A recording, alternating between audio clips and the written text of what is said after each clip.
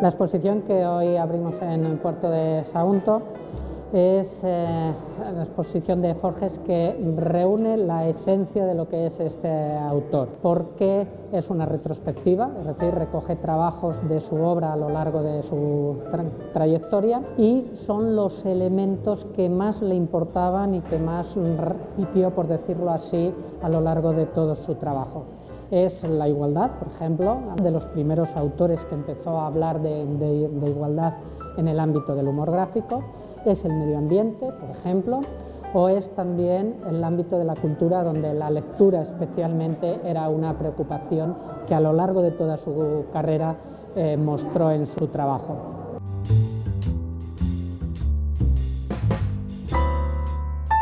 Hombre, yo creo que lo que hoy se inaugura aquí es un ejemplo más de la buenísima colaboración que tenemos con Sagunto en todos los temas que afectan al puerto. El puerto es algo más que barcos y tráfico, el puerto es una unidad cultural. Hay que pensar remontándonos que, por ejemplo, pues todo lo que es el Renacimiento y todo entró por el puerto de Valencia en España, o sea, siempre ha sido un punto de cultura, de integración, y la interacción puerto-ciudad es fundamental, y esto pues es una muestra más, ¿no? Forges es además una persona de total actualidad. Yo creo que lo que se trata es un poco de exponer a la sociedad un gran personaje, como fue Forges, recordarlo,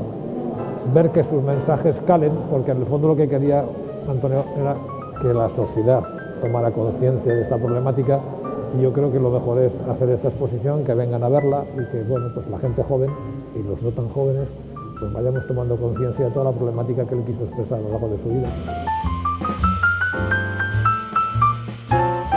És una exposició d'una retrospectiva de Forges, un gran humorista, on fa tota referència a una situació cultural, política i social de fa dècades i sembla que està feta aposta per a la situació actual que estem vivint. Des de l'Ajuntament de Sagunt i des del departament que regente reprogramem, reactivem i se readaptem per a que la cultura no pare. Convide a tota la ciutadania a que puga vindre en mascareta, en gel i en un aforament de només de 15 persones a gaudir